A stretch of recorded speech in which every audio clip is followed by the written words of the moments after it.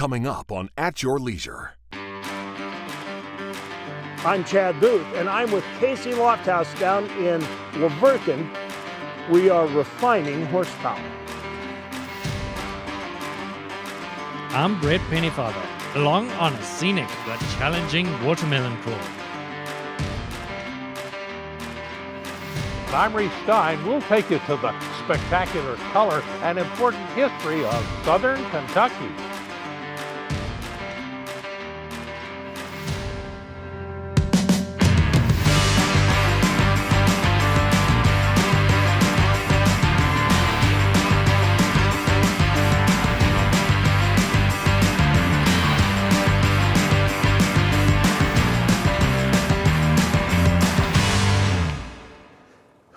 Howdy, partner. Welcome to this week's episode of At Your Leisure. We are down here with Casey Lofthouse, one of our great friends from southern Utah, who seems to always have some trick up his sleeve or some fun activity. And when we were down here doing recoveries with him, I said, when he told me he had mules, I said, I want to learn how to drive a mule team. So he invited me down, and that's what we're doing today. Yeah, we're glad to be here, and I'm glad to see you down in southern Utah to try to get away from the weather. It was snowing earlier this morning, just so you know. Yes, I believe it's been snowing every day for how many months now, so. Yeah. Anyways, glad to see you down here in southern Utah, and I think the whole deal with driving a team of mules is just going like that. Oh, no!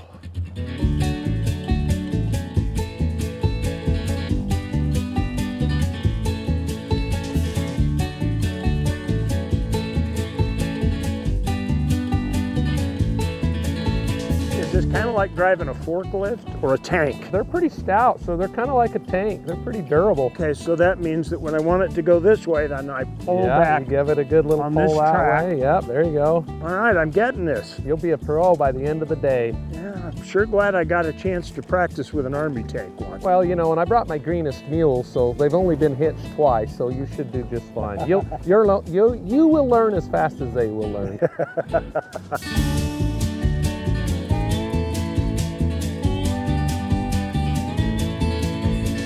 All right, so why don't you tell me some of the tricks of driving a mule? Just explain it to everybody. Well, I think anytime you're dealing with a mule, I believe that patience is an important thing. Driving a team of mules, you have to kind of read them and watch what their ears are doing and what their noses are doing. And what do their ears tell you?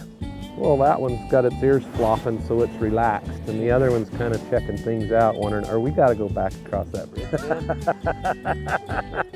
Kind of have to read your animals a little bit and watch what they're doing. They're just relaxed and doing their thing. Well, you know, Rhea's really disappointed she couldn't make it today. Hey, Rhea, sorry, you're missing out, sister. You know why, of course. Well, She loves fuzzy, floppy ears. Yes, and I heard that she had to stay home for the kitty cat. That's true. So everybody give a prayer for the kitty to get healed up fast. That's true. What did you call that cat? The $1,000 barn cat? $1,000 barn cat, that's right. Hey, these little critters, even these mules, they get in our hearts and souls, and we love them, and so you got to take care of them. But yeah, if you want to turn these around, you just start gathering up that left-hand rein a little bit. And if you can, hit every one of these rocks on your way around there, but just give them a nice little... Yeah, try and miss every one. Yeah, there you go. Yeah, you can just gather that line up there and see, you're just a natural. Here in a minute, I'll give you a grade. All right, that sounds good.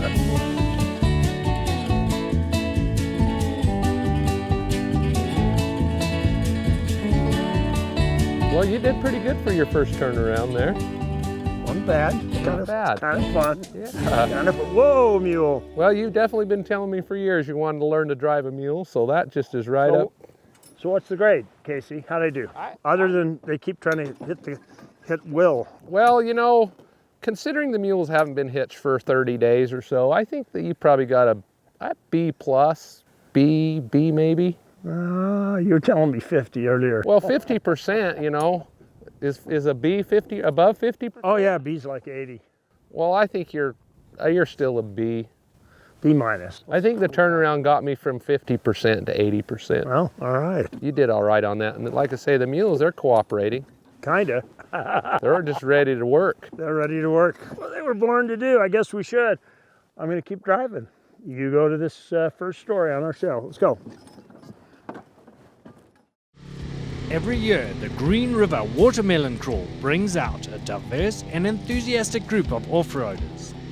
I figured I'd come down and come hang out and enjoy our public lands. You know, I think this event really highlights the great public land use opportunities we have here in Utah, and events like this help keep our recreation alive and those opportunities on public lands. So I'd say so far it's been pretty fun. We've got to see all 4 seasons. We've seen some cool country. Sun's out now, so I think it's been a pretty good day. There are a number of ways to get involved with this annual event. We're out on the Eagle Canyon Trail. We came out to come ride with UTV Utah. They're an awesome Facebook group. That is where we found them, and we came out to ride with them and see this awesome canyon. Yeah, he told me we haven't used the side-by-sides very much this year, so we needed to get out. So he signed us up and did a couple trails with them, and this is what we're gonna do, have some fun, get a little muddy, enjoy the weather. And if you don't like the weather, just wait a few minutes and it'll probably change again. Right now we're under the Eagle Canyon bridges, stop for lunch. Suits a little bit of everybody. There's a variety of trails, different technical difficulties and different user groups, but everybody can kind of find a trail that suits their needs. Besides the awesome trails, the event makes sure to stop at points of interest. It's really fun. I've had a great time so far. I'd say definitely come out and do it. It's a good way to come out and have some fun with your friends or meet new people and go on these new trails. I think the fun part was going down the steep hill on the snow. There's something for everyone, and varying conditions just seem to add to the experience. Trail's been awesome. A little muddy. We've been enjoying the mud. I guess you have to go with it. It's either dirt, it's either dust or mud, I said. So I guess you take your pick. Today's mud and snow and fun. I've enjoyed it. Hasn't been super cold. It's a little chilly, not too bad. But it's been beautiful weather right now. Good time to take a lunch break and enjoy it. So the breaks in the trip are a perfect time to regroup and get ready for more action. It's been fun. As you can see, we're a little muddy. That's okay. It's been fun. Just gotta clean it now. Besides fun, this kind of event has a direct positive effect on the community. It's been good for Green River. It's exposed a lot of people to the riding in the area, and it brings a lot of people back throughout the year. And we've definitely noticed an uptick in the users. There's a really welcoming culture, making the Watermelon Crawl a great time for all skill levels. I think this is a great opportunity for people to come out and try something new with, guides who already know the area, and in case something goes wrong, a machine breaks, or, we have some interesting weather, you can feel a little bit safer coming out to learn new areas. And I think it's a great place for people to talk about trail etiquette and things we need to be doing as UTV riders to help maintain public access and to be able to continue to use our public lands this way. Safe, responsible, and an excellent learning opportunity with a supportive group of people. And they're all experienced riders, the majority of these guys. So if you ain't experienced, they can give you tips and pointers and how to run a trail, how to do an obstacle, how to handle your machine a little bit better. So there's a lot of advantages riding with people that know what they're doing.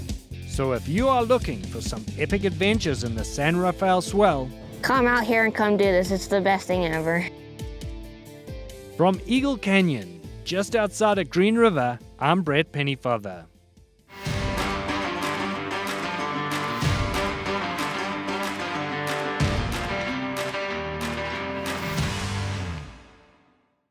Everybody always talks about the good old days when the grass was greener, the air was clearer, and adventure could be found in any direction.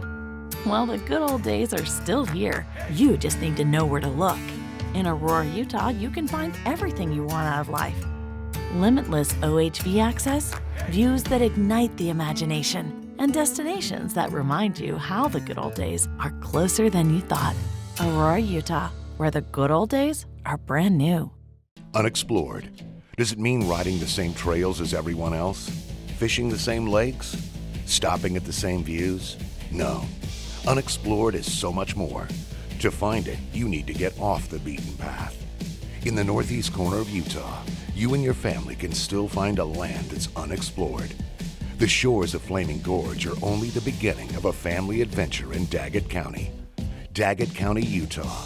It's what you find at the end of your adventure. Join us on AYL 24/7 with early access to commercial-free episodes, detailed trip itineraries, a look behind the scenes, group discussions and forums, profile and account customization, individual segments, and a nostalgic trip to classic episodes. We want our viewers to get the show they want to see when they want to see it.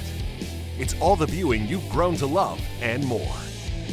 Sign up now at AYLTV.com. You ever been out here? Where a sunrise is not only seen, but also felt. Where wrong turns always feel right. Out here, things can get a bit rocky and even messy. That's why we've created a performance machine built to rise to any occasion. So meet us out here in the all-new Razor XP. Man, it's the best out here.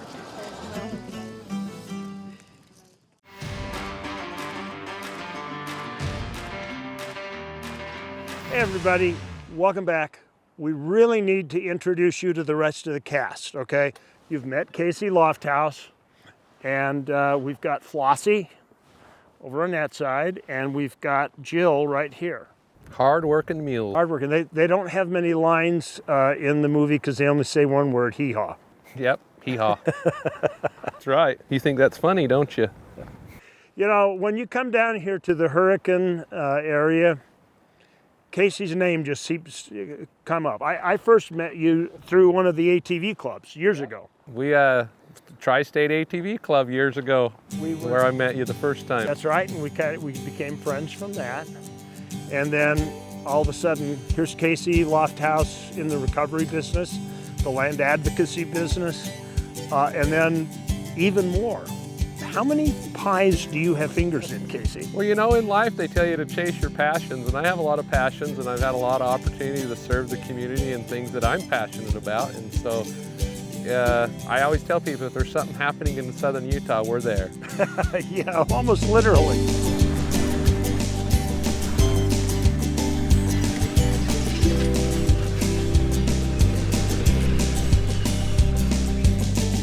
Okay.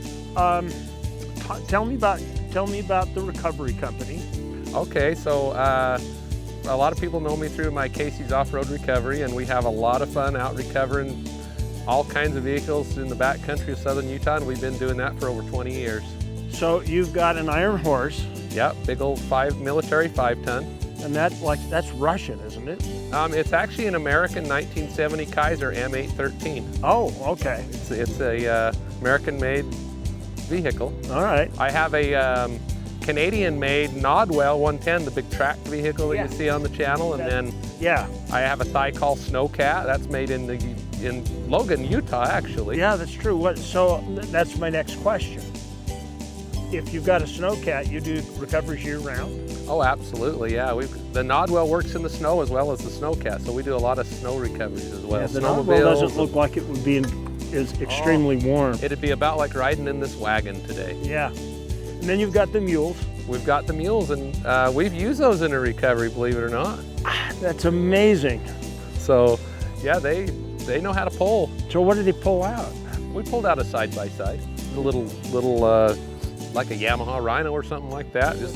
Was it in a difficult spot, or did you just do it to show off? No, it was actually just right down the river in the sand chute down below us here. It's just a really steep sand chute. So they called the recovery, and were they surprised? Well, they had just gave me the key, and I said, this is the perfect time for more Casey Lofthouse shenanigans. We like having a good time, that's for sure. Yeah, no kidding. No kidding. So now you're also a bee rancher. You know, I raised bees for a lot of years. I grew up around honeybees. My dad exposed me to that early on, and I have actually gotten out of the commercial bee business as far as being the muscle behind it, but I'm still selling honey. So. All right. So what do you brand it as? We brand it as Lofthouse Honey. How easy is that? You can order it online? Just locally is all I sell it. Local, because I bought some. When I saw your name on it, I said, oh. Did you actually buy that? Yeah. Okay. No, just kidding. Good friends deserve honey. Well, you weren't there at the time, so I was That's more true. than happy to buy it. I got to keep you in business, so That's I right. got stuff to come We have down. mule feed to buy. Exactly, exactly. Well, now we know, as Casey would say, what shenanigans he's been up to. There's a lot more to discover. We'll be back right now, take a commercial break, and we'll see you in a minute.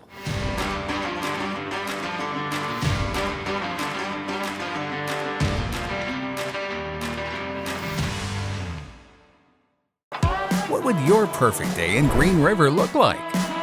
You'd probably start with a few good friends and a hearty breakfast. From there, you'd hit the trails along the Green River and find things you never expected. Your OHVs would take you to places both striking and serene. You'd end at Ray's for a burger and good conversation, letting the memories grow long into the night. Green River, Utah. Ride your perfect today. At Your Leisure has a long-standing reputation and a large, loyal audience of adventurers in the outdoors. Although we're excited to continue to grow and enjoy the shared success of our longtime sponsors, we have space for more. And if you have a brand that would benefit from the 2 decades of goodwill that we've built, contact us at ayltv.com and let us amplify your voice above the competition. When you're ready for adventure, fuel your machine with Clear 91. Fuel for performance, fuel for adventure, and fuel for the long haul. Ethanol-free, 91 octane. Fill up with Clear 91. Only available at Eagles Landing. With you for the long haul. Sometimes to recharge, you need to unplug. In Tickaboo, Utah, you'll find a landscape that will give you more energy than you ever thought possible. Escape the heat in the Henry Mountains, where history, off-road adventure, and bison herds meet. It's time to unplug and recharge. Tickaboo, Utah. You've been earning your trail ride. Look at your coat there. Man, I'd say I think this is pretty much commonplace anymore with the weather we've been having. Well, if I'd have stayed on the road the whole time, that may not have happened. Isn't that the truth? Welcome back to At Your Leisure. I'm here with Casey Lofthouse, and we are riding in what I would describe as the Dimple Dale of Washington County. You know, we have Dimple Dale in Utah. It's an equestrian park. It doesn't have water in it, but it's a place you can go and you can hike and you can enjoy nature. And the bonus they have here is they have water and turtles. Correct. So tell me a little bit about this Confluence Park. So yeah, Confluence is a 350 some odd acre nature conservation park, and they've got walking, hiking, biking trails. We're standing in front of the new Dean Cox Memorial Bridge that we're going to dedicate on April 6th, and so it's just a neat area to come and just step back into nature and just come enjoy the park.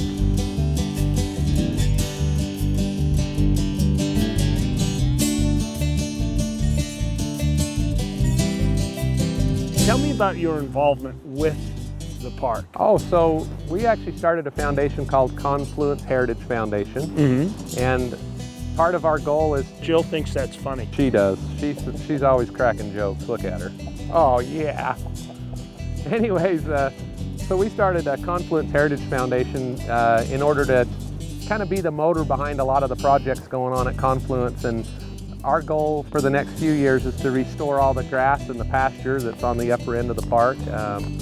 We've been working on grants for fencing and different things, and so we're just kind of getting the park back, whipped back into shape, so to speak. And you planted grass last year. We planted grass last year. You're not going to have to water it. Yeah, I was going to say, we're at least 45 days away from it needing a drink, we hope. But we're working our way through the park, and just the county and the cities are all a huge supporter of it, so it's neat to see the park kind of come together and the stuff like this that are able to just make improvements to the park. Now, they're going to do a dedication on this bridge. Correct. And you have a role to play in that. Yeah, so this is a pre-run for the dedication of the bridge. on April 6th, we're actually giving the guests and people that are coming to the ceremony rides in wagons from the main parking area at the top of the park. Down here to the bridge. We'll have several wagons, and we're gonna give everybody a ride down into the park. So it definitely is adding to the park and lots of other aspects of the park as well. So this is a great, I mean, you know, every budding metropolis needs a place like this. They really do. A respite spot. Yep.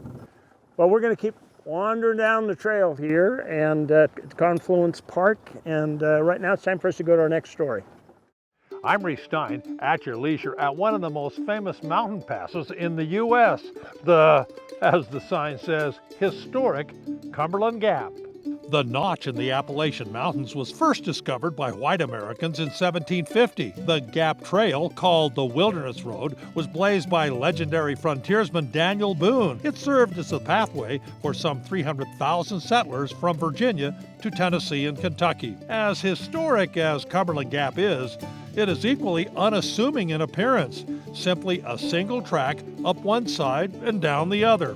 One modest sign explains that migrating bison, moccasin-clad warriors, dreaming pioneers, and Civil War soldiers beat the path across the mountain. It's the Cumberland Gap Trail, and I've always read about the Cumberland Gap and wanted to see it, and now I'm standing right in it.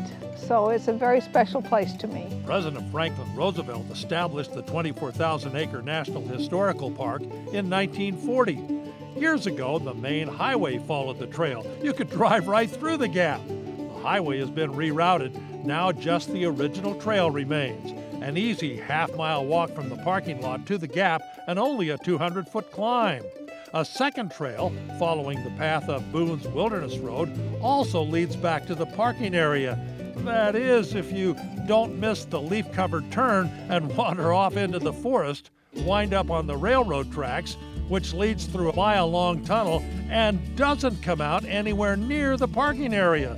It meets the Gap Trail on the other side of the mountain. Another 1 mile climb back to the famous saddle, passing a 19th century blast furnace on the way. So we went to Cumberland Gap from both the Kentucky side and the Tennessee side on our 5-hour, 7-mile odyssey. A half-mile long spur trail takes us to the Tri-State Overlook, where an open pavilion shelters the exact conjunction of Kentucky, Tennessee, and Virginia with plaques describing each state. And further up the road, the Pinnacle Overlook with dramatic views of the 3 states. Below is the historic town of Cumberland Gap, Tennessee on the Gap Trail, settled in the late 1700s to house iron ore workers. We stayed in the comfortable and inexpensive Cumberland Gap Inn right in the middle of the national park.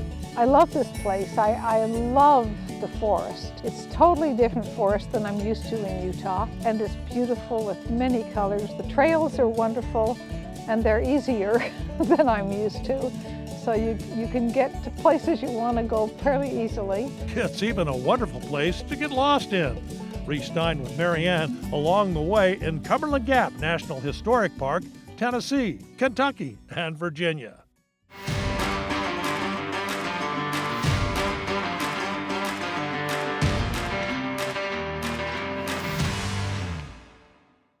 Where do you start your day when there are endless opportunities to explore? In Ridgefield, we'll set you on the right track with the Paiute ATV Trail right on our doorstep. Head into the Tusher Mountains and taste the crisp mountain air. Explore desert landscapes that echo voices from the past. Ridgefield, the heart of Utah Trail Country. Wondering where your next OHV adventure will take you? Outsiders Utah has your answer with downloadable GPS routes, ride times, distance, local amenities, and other details. 360 street views of the trails that let you explore before you go, and more. Eliminate the guesswork and uncertainty and find a trail you'll love. Visit outsidersutah.com and see the trail before you ride the trail. Locally owned Stedman's Recreation has been serving Utah for over 50 years. The owners, Russ, Dave, and Kirk, live and ride here. Stedman's Recreation supports the community, sponsoring schools, Utah state parks, and Utah trail systems. Looking for a new side-by-side, ATV, or dirt bike? Your wait is over. Inventory is in stock. Let Stedman's help you get outside so you can create memories that last a lifetime. Yamaha, Honda, Polaris, Argo, KO, and Beta. Stedman's Recreation in Tooele. You might think it's 300 miles out here, but remember, it's only 30 miles back.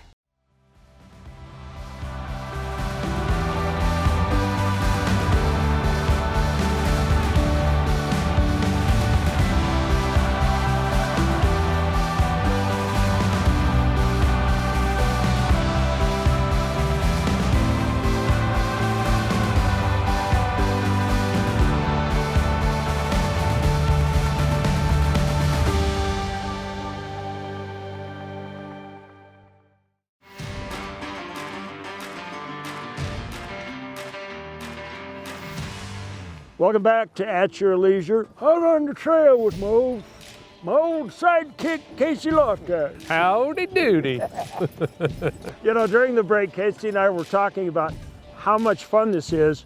It's so different to do that we could just be out here riding all day long. Yeah, I mean, we always get an opportunity to fire up the motorcycle or the four-wheeler and go, you know, hiking or biking, but it's a whole different world when you get on a wagon or on a saddle on a mule and just go out and enjoy it in a little bit different way. Any of you guys who are editors out there are going to know how hard this is going to be to stabilize this footage when they get back to the studio. But hold on to your seats. Let's take a look at next week's show. Guess where Scott Huntsman's going to be next week? Of course, the Easter Jeep Safari, and he's going to show off a truly incredible trail that offers some amazing viewpoints. You're going to want to see him. Then, how many state parks are there in Utah, and what kind of adventures for you? Doug Jessup is going to sit down with Devin Chavez from the Utah Division of State Parks, and this time he's looking at rare gems of Utah that most of us don't know about. You'll want to find out where they are and go visit. And finally, Will Oxley is showing us how one group is doing everything they can to preserve our great public lands as he joins UPLA at the Sand Mountain Recreation Area. They are bringing in volunteers together to work on a wide variety of improvements. Now, let's check out the calendar of events. First up, Jamboree season continues as the Kanab Red Rock ATV Jamboree is going down April 26th through the 29th, so be sure to register for that so you can enjoy endless riding on the Montezuma Trail System. Then May 11th through the 13th is the Side-by-Side Adventure Rally on the Rocks, which is a fantastic family-friendly 3-day event that features guided trails and some great rock crawling and scenery in and around Sand Hollow. Now, let's take a look at our contest winner. This week's contest winner was submitted to us on Facebook by Brian Nichols, and it looks like Brian is the lucky winner of an outdoor stove from Camp Chef. Camp Chef offers the best way to get your cooking done in the outdoors. Visit campchef.com for more information. You know, Chad, next week's show looks so much fun. I think I want to be there. Well, I think we can send you a memo. We've had so much fun with Casey out with Flossy and Jill, and just kind of roaming around here in the canyon. We had a good time, that's for sure. Well, just remember, there is adventure around every bend. You just got to get out there and create your own. At your leisure. All right. Wagons home! Come, mules! Oh, they do get excited. Oh, yeah.